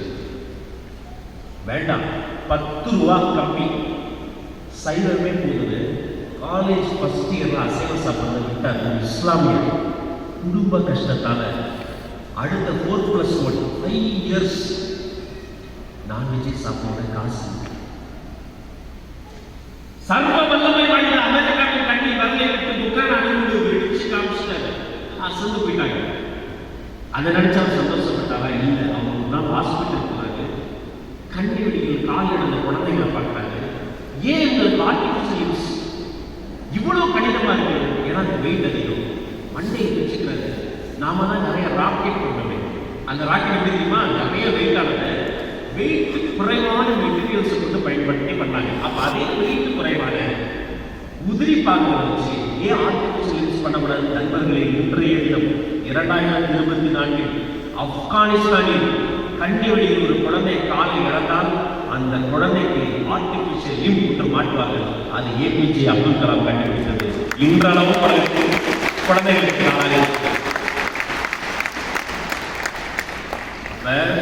அம்மா முக்கியம், அப்பா முக்கியம், ஆசிரியர் முக்கியம். அதனால இவங்களையெல்லாம் சாமியார் முக்கியம் தான் கலாம் வாழ்க்கையினார். 4வது முக்கியம். அவர் யாருன்னா அவர் தான் முக்கியமானவர்.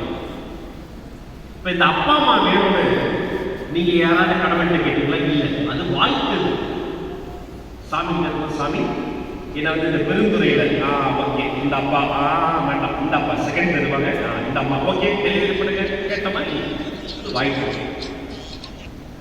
நாம வாழ்க்கையில் முதல் முறையாக தேர்ந்தெடுக்கக்கூடிய ஒரு உறவு இருக்கு. அதுக்கு பேர் தான் நண்பன், ஃப்ரெண்ட்.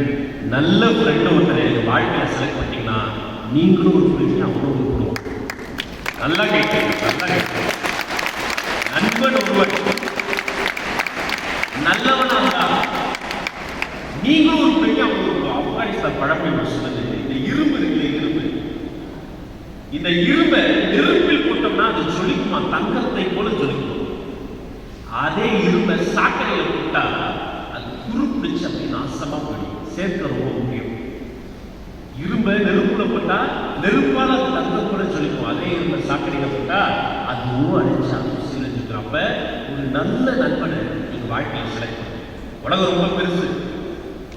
சிங்கப்பூர் போனப்ப ஆச்சரியமா இருந்தது. ஹாங்காங் பார்த்தப்ப எனக்கு வைத்திருச்சலா இருந்தது. நாம இன்னும் 25 ஆண்டுகளுக்கு பின்னாடி இருக்கோம். அவங்க எங்கேயோ போயிட்டாங்க. ஹாங்காங்ல நான் பார்க்கிறேன், மெட்ரோ ரயில் ஏறுகிறேன். அவ்வளவு பெரிய மெட்ரோ ரயில் ஒருத்தர் கூட வேலை செய்யலன்னா மனிதர்களே இல்லை, ஆட்டோமேட்டிக். ஆக்டோபஸ் ஒரு கார்டு வச்சிருக்காங்க. அந்த கார்டு அப்படி பஞ்ச் பண்ணி போயிட்டே இருக்கிறாங்க. எஸ்கலேட்டர் ஏறினா 2 பேர் இருக்கக்கூடிய இடத்துல ஒருத்தர் தான் நிற்கிறாங்க. இன்னொரு இடத்துல அப்படியே இருக்கிறாங்க. ஒருத்தர் பின்னோட தான் நிற்கிறாங்க. யாரையும் முட்டி தள்ளல. அங்க ஒரு நைட் மார்க்கெட்டுக்கு அங்க போனா ஒருத்தரும் இடைவெளி விட்டு அருமையாக இருக்கிறாங்க. அவங்க காதுல மைக் போட்டிருக்காங்க. நம்மளை பார்த்தாலும் கூப்பிடுறாங்க,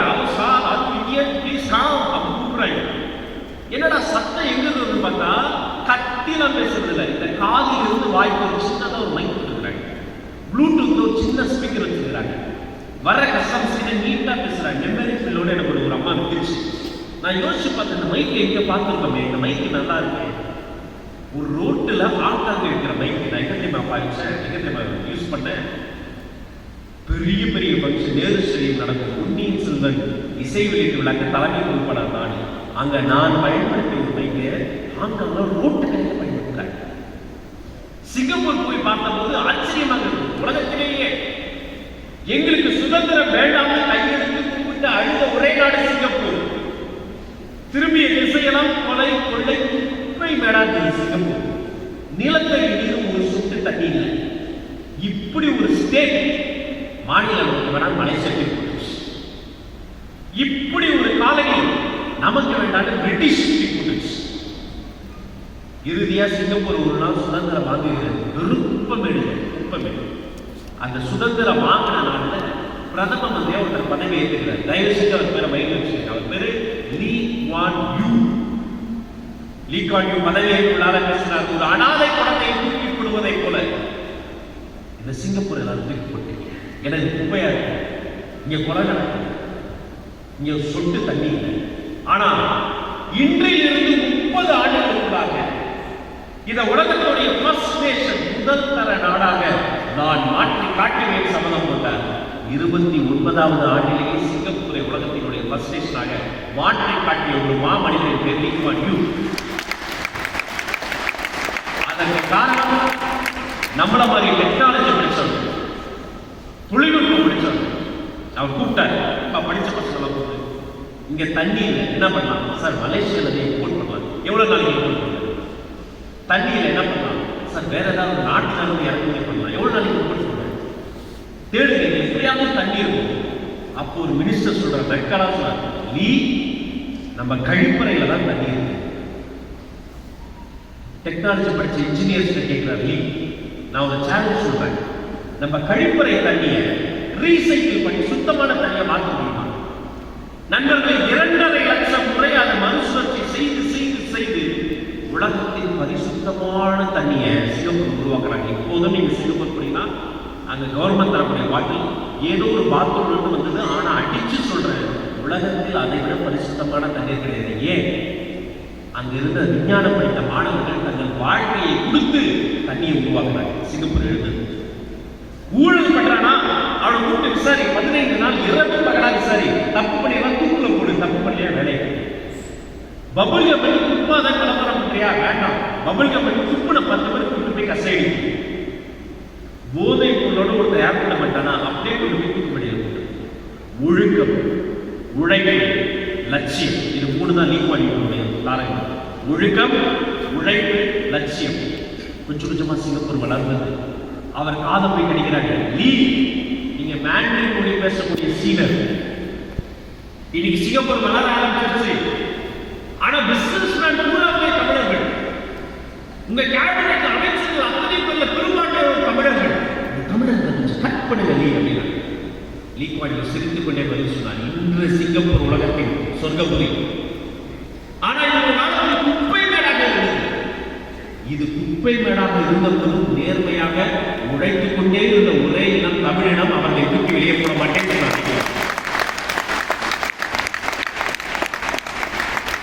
தமிழ்நாட்டை சார்ந்த தமிழ் பூர்வீகத்தை கொண்ட நாதன் ஒரு அவர் பிரைம் மினிஸ்டர் ஆகிறார். தமிழ் பிசினஸ் மேனுக்கு நிறைய சலுகைகள் கொடுத்தார். நாதன் பிரைம் மினிஸ்டர். அவர் ஒரு நாள் இறந்தபோது முழு சீனர்களும் இதை கூட அரங்கத்தில் இருந்து அவருடைய போட்டோ வச்சு அவருக்காக ஒரு ட்ரிபியூட் சாங் போடுறாங்க. சீரமுடியில போடுவாங்க. பார்த்தா அது என்ன பண்ண தெரியுமா? பொற்காலம் படத்தில் வந்து அற்புதமான பாட்டு. தஞ்சாவூர் மண்ணை எடுத்து தாமிரபரணி தண்ணியை விட்டு சேர்த்து சேர்த்து செஞ்சது இந்த பொம்மை. இது மும்பையில் உண்மை. ஏன் இந்த பாட்டை போடுறாங்க? ஆச்சரியமா இருக்கும். நாதன் தமிழ்நாட்டு பூர்வீகத்தை கொண்டவரான தமிழ்நாட்டில் எங்க இருக்காங்க அவங்க ஊதாதைகள் நமக்கு தெரியல. பல தலைமுறைக்கு முன்னாடி பஞ்சம் படிக்க போறாங்க.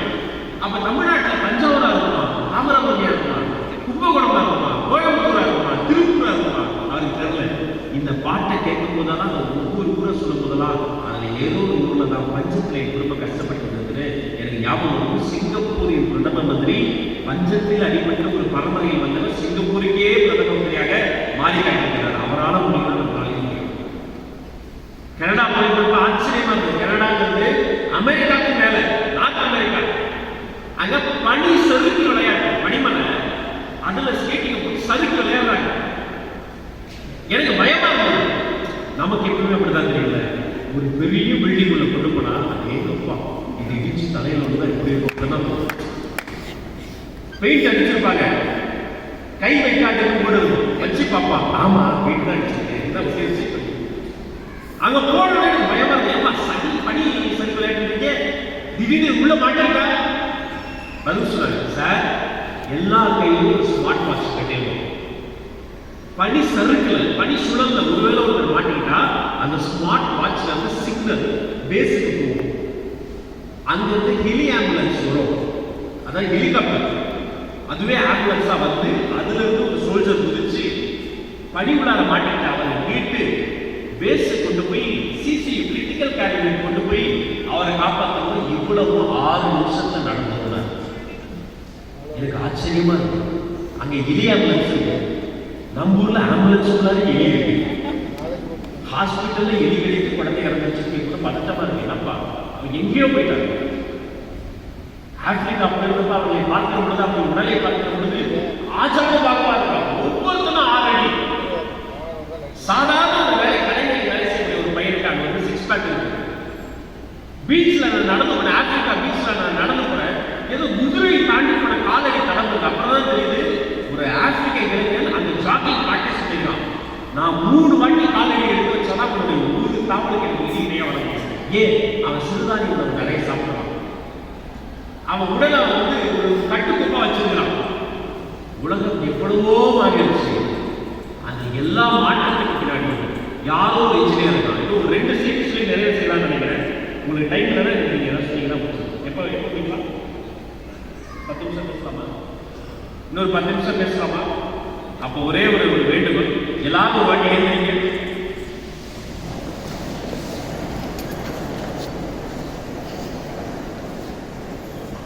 உட்காருங்க.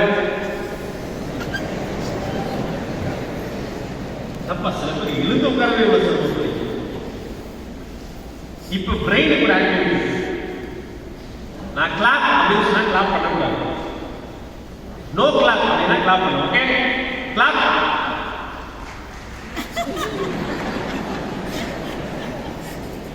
மறுபடியும் சொல்றேன், நான் கிளாப் சொன்னா கிளாப் பண்ணக்கூடாது.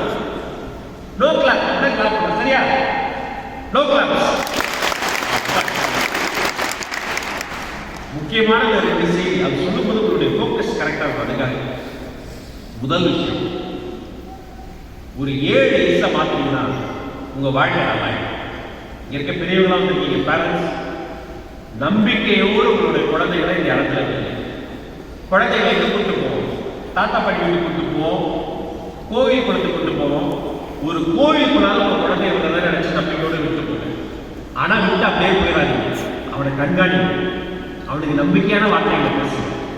அவனை நம்புங்க. டீச்சர்ஸ் நீங்களும் ஒரு அணி, டீச்சர்ஸும் பேரண்ட்ஸும் ஒரு டீமா இருந்தா பையன் உருட்டுவான். உங்க குழந்தை நல்லா இருந்தா நீங்களும் டீச்சர்ஸும் ஒரே டீமா இருக்கும்.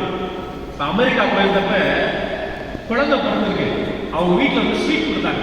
சார், அடுத்த அமெரிக்க அதிபர் வந்திருக்காரு, ஸ்வீட் எடுத்துக்கங்க. அடுத்த அமெரிக்க செனட்டர் வந்திருக்காரு, ஸ்வீட் எடுத்துக்கங்க. அப்படி கொடுத்தாங்க.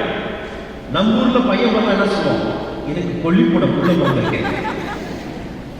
கடைசி காலத்தை பிச்சை எடுக்காது நீ காப்பாற்றுவான். இன்னமும் அவன் பிறப்பே அதுக்காக பாசிட்டிவா இருக்கும். பார்க்கும் போதுதான் பாசிட்டிவா பேசணும். இதுக்கு மேல நீங்க உங்க குழந்தைகளை வாடா போடான்னு நீங்க பேசவே கூடாது. வாடி கொடுத்து பேசவே கூடாது. வாமா போமா, வாங்க போங்க, இப்படிதான் பேசணும். அவங்களுக்கு நீங்க மரியாதை கொடுத்தாலும் பதில் அவங்க மரியாதை கொடுக்கணும். அவன் முன்னாடி நீங்க சத்தம் போட்டே பேசக்கூடாது. நல்லா கவனிச்சுக்கங்க. குழந்தைகளை கொடுங்க, கண்ணாடி இருக்கும்.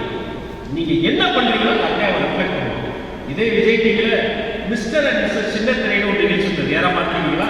மிஸ்டர் அண்ட் மிஸ்ஸஸ் சின்னத்திரை நல்ல நிகழ்ச்சி வந்து கலந்துக்க கூப்பிட்டாங்க. ஒய்ஃபோட போய் புதறிவு போட்டி, நானும் போய் ஜாலியா கலந்துக்கிட்டேன். போன உடனே வைக்க நீங்க எடுக்காதீங்க, உங்க ஒய்ஃபுக்கு கொடுங்க நான் காப்பா. அப்பதான் எனக்கு கொஞ்சம் பயமா இருக்கு. ஏன்னா என் பொண்டாட்டி சூப்பர் ஸ்டாரும் ஒண்ணு, எப்ப என்ன பண்ணுவாங்கன்னு அவங்களுக்கே தெரியாது. மைக்க ஒய்ஃப்ட கொடுத்தாங்க. ஒய்ஃப்ட கேட்டாங்க, ராஜ்மோகன் சாரை பத்தி யாருக்கும் தெரியாத விஷயம் ஏதாவது சொல்லுங்க. நான் யோசிச்சேன், என்ன சொல்லுவாங்க, வந்து என்கிட்ட ஒரு 3000 புக்ஸ் கலெக்ஷனுக்கு அதை சொல்லுவாளா, யாருக்கு என்ன உதவினாலும் ஓடி போய் பண்ணுவேன் அதை சொல்லுவாளா?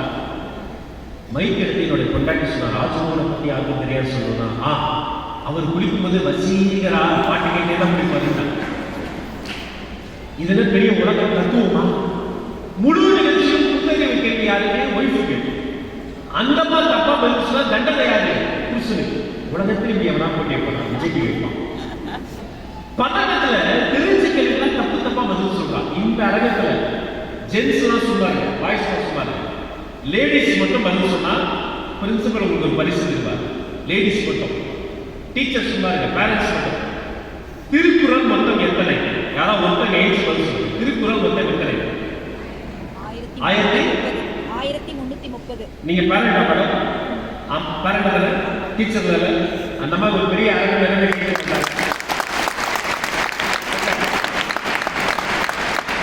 உங்க பரிசை பிரின்சிபல் சார் வாங்கி 1330. என் வைஃப்ல கேட்டாங்க, திருக்குறள் மொத்தம் எத்தனை? அவன் சொன்னா அது கோடிக்கணக்கில் இருக்கு.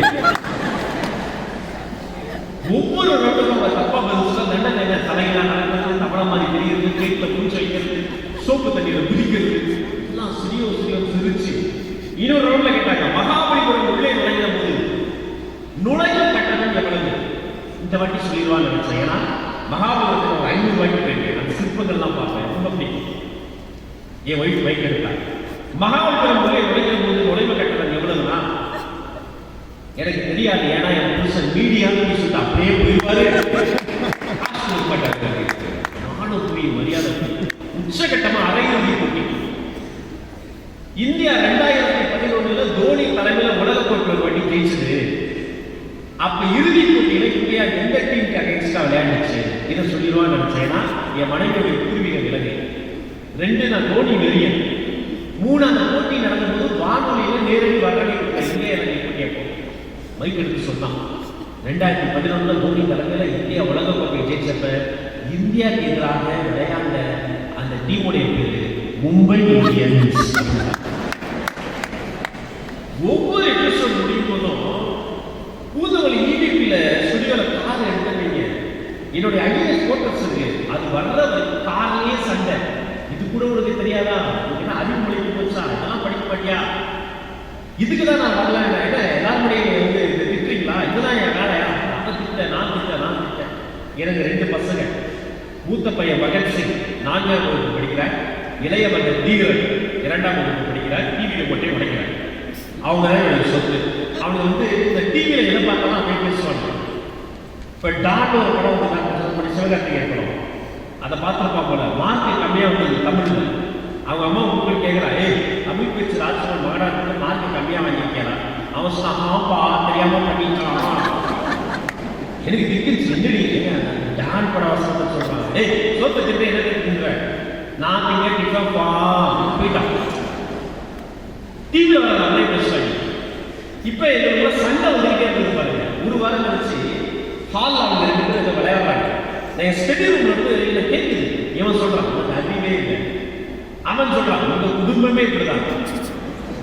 ஏய் என்னடா இது நம்மளும் அப்பதான் ஒரு கண்டுபிடிச்ச என்ன தெரியுமா ஒய்ஃபை கூப்பிட்டு காமிச்சதப்பா குழந்தைகள் கெட்ட வார்த்தையை பேசுவதில்லை கேட்ட வார்த்தைகளெல்லாம் பேசுறாங்க குழந்தைங்க தயவு செய்து நல்லதை மட்டுமே பேசுங்க நல்ல வார்த்தைகளை பேசுங்க அவங்க முன்னாடி சத்தம் போடாங்க கெட்ட வார்த்தைகளை பேசாங்க நல்ல வார்த்தைகளை பேசி 4 நல்ல வார்த்தை பேசினா அவங்க விரும்புவாங்க இறுதியாக ஒரு செய்தி இங்க அப்படியே புது மலராக இருக்கக்கூடிய பசங்களுக்கு 2007ஆம் ஆண்டு மகேந்திர சிங் தோனியை நேரில் பார்க்கக்கூடிய வாய்ப்பு எனக்கு கிடைச்சு அப்ப அவர்கிட்ட எனக்கு தெரிஞ்ச இங்கிலீஷ்ல ஹிந்தியில ஒரு கேள்வி கேட்கணும் சார் ஒரு போட்டி ஜெயிக்கும் போது சிரிச்சா பரவாயில்ல ஒரு போட்டி ஜெயிக்கும் போது சிரிச்சா பரவாயில்ல தோற்கும் போது கூட நீங்க சிரிச்சுக்கிட்டே இருக்கீங்க எப்படி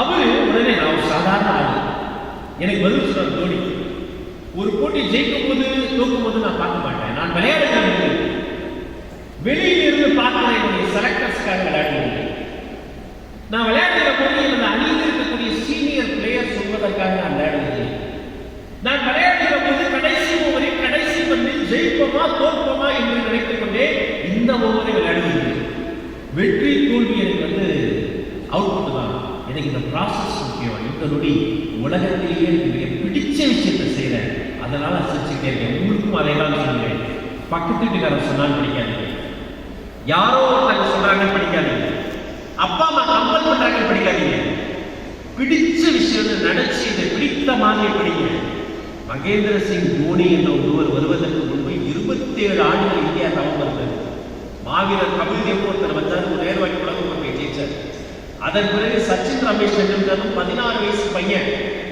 ஹெல்மெட் போட்டு பாகிஸ்தான் வம்சங்களை பவுண்டரியா மாத்திரார் உலக கோப்பையை ஜெயிக்க முடியல சௌரவ் கங்குலியும் வங்கத்து புலி 20வது ஓவர்ல நின்னா ஸ்பின் தான் சிக்ஸா போகும் உலக கோப்பையை ஜெயிக்க முடியல ஒருவேளை இவங்க வேகமா அவுட் ஆயிட்டான் அழுண்டே விழுந்தாலும் உடைக்க முடியாத இந்தியாவின் சீரன் சுவரன் என்ற ராகுல் டிராவிட் அப்படி ஒரு பெரிய சாபம் இருந்தாலும் உலக கோப்பையை ஜெயிக்க முடியல அவர்கள் யாராலும் முடியாது ஜார்க்கண்ட் என்ற ஒரு பின்தங்கிய மாநிலத்தில் இருந்து உங்களை கூட ஒரு சிறிய ஒரு இளைஞன் மகேந்திர சிங் தோனி என்ற ஒரு இளைஞன் நினைத்தால் மீண்டும் இந்தியா உலக கோப்பையை ஜெயித்தது நீங்களும் அதை போன்றார் நீங்களும் எல்லா பெற்றுத்தர வேண்டும் டிக்கெட்டும் திசையட்டும் செல்ல வேண்டும் உலக நாடுகள் செல்ல வேண்டும் இந்த கல்லூரி தமிழ்நாட்டின் தலை சிறந்த பாலிடெக்னிக் கல்லூரி என்று எல்லோரும் சொன்னார்கள் மட்டற்ற மகிழ்ச்சி ஆனால் நான் சொல்வேன் இந்த அரங்கத்தில் இருக்கக்கூடிய யாரோ ஒரு மாணவனா இது இந்தியாவிலேயே தலை சிறந்த பாலிடெக்னிக் கல்லூரியாக வர வேண்டும்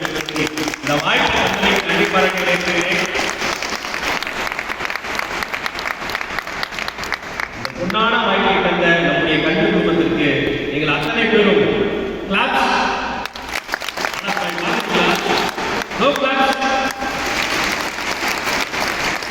வீட்டுக்கு போய் சில பேர் கிளாஸ் படிக்கிற பையன் நிறைய பையன் அந்த பையன் ராஜ்கோட் பேச கேட்டு ஆயிட்டாரு நண்பர்களே நல்லதே பேசுங்கள் நல்லதே நினையுங்கள் தாயை கொடுங்கள் தந்தையை வணங்குங்கள் ஆசிரியர்களை மதியுங்கள் நல்ல நட்பனை எடுத்துக் கொள்ளுங்கள் சிறந்த லட்சியத்தை வைத்துக் கொள்ளுங்கள் எவ்வளவு வாழ்க்கையில் பின்தங்கி இருந்தாலும் அப்துல் கலாம் போல மேலே வரலாம் எவ்வளவு வாழ்க்கையுடைய தூரம் இருந்தாலும் சிங்கப்பூரை போல எழுந்து வரலாம் வாழ்க்கை என்பது 25 நாடுகள் முன்னோக்கி சென்று விட்டது உலக நாடுகளோடு போட்டிப்பட வேண்டுமா இன்றே உங்களுடைய லட்சியத்தை உயர்வதாக வைத்துக் கொள்ளுங்கள் எப்போதும் சிரித்துக் கொண்டே இருங்கள் பெற்றோர்களை குழந்தைகளை நம்புங்கள் குழந்தைகளை பெற்றோரை தொடுங்கள் நல்லதே பேசுங்கள் நல்லதே நடக்கட்டும் தலைமை வேண்டும் உங்கள் அத்துணை பேருக்கும் நன்றி நன்றி நன்றி